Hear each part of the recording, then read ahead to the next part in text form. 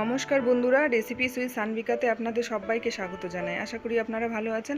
আজকে আমি আরেকটা নতুন রেসিপি নিয়ে চলে এসেছি, দারুণ একটা রেসিপি, যেটা হচ্ছে নারকেলের বরফি। তো নারকেলের নাড়ু তো আমরা সবাই খেয়েছি, কিন্তু এটা একটু অন্যরকম নারকেলের বরফি। আপনারা বাড়িতে অবশ্যই এটা একবার ট্রাই করবেন, দারুণ লাগে খেতে। আর সামনেই রাখি বন্ধন আসছে, রাখি বন্ধন উপলক্ষে এটা তৈরি করা। তো আপনারা অবশ্যই কিন্তু এটা বাড়িতে একবার ট্রাই করবেন, আর খেতেও খুব ভালো লাগে। তো রেসিপিটি শুরু করছি।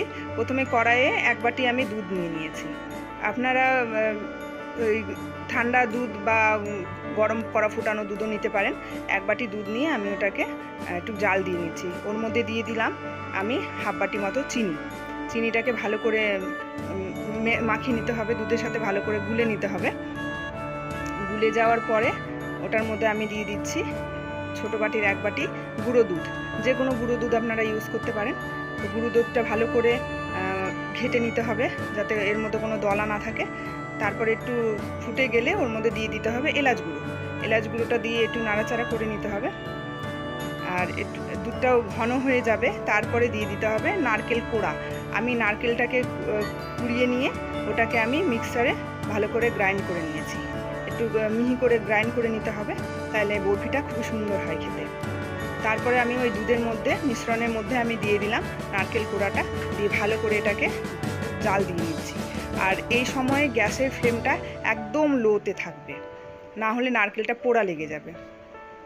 এভাবে করে ভালো করে জাল দিয়ে নিয়ে একটু ঘন হয়ে আসবে, একটু শুকিয়ে শুকিয়ে আসবে, কড়াই থেকে ছেড়ে ছেড়ে যাবে, তখন বুঝতে পারবেন এটা প্রায় হয়ে গেছে। তারপরে আমি দিয়ে দিচ্ছি 1 চামচ মতো ঘি।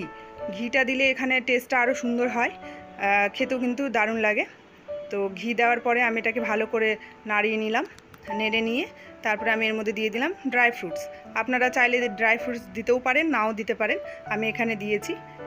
তারপরে এটাকে ভালো করে আরও ড্রাই ফ্রুটটাকে ওর সাথে মাখিয়ে নিয়ে ওটা কিন্তু আমার মিশ্রণটা রেডি হয়ে গেছে। এরপরে একটা এরকম স্টিলের আমি পাত্র নিয়ে নিয়েছি, ওর মধ্যে আমি ঘি মাখিয়ে নিলাম। ঘি মাখানোর পরে যে নারকেলের মিশ্রণটা করলাম সেটা আমি এটাতে দিয়ে দিচ্ছি।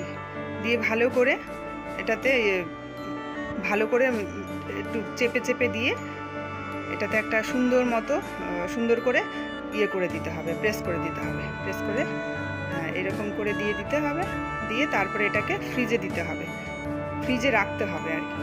আমি এর উপরে একটু ড্রাই ফ্রুটস ছড়িয়ে দিলাম, দেখতে ভালো লাগে। ছড়িয়ে দিয়ে এটাকে আমি ফ্রিজে রেখে দেবো 1.5 থেকে 2 ঘন্টা মতো। এটাকে ফ্রিজে রেখে দিব। ফ্রিজ থেকে আমি এই যে বের করেছি, বের করে আপনারা চাইলে আর একটু বেশিক্ষণ রাখতে পারেন। আমি ওই 1.5 থেকে 2 ঘন্টা মতো রেখেছিলাম। তারপর এরকম ছুরির সাহায্যে কেটে নিতে হবে। কেটে নেওয়ার পরেই কিন্তু বরফি রেডি। দারুণ লাগে খেতে, আপনারা অবশ্যই ট্রাই করবেন।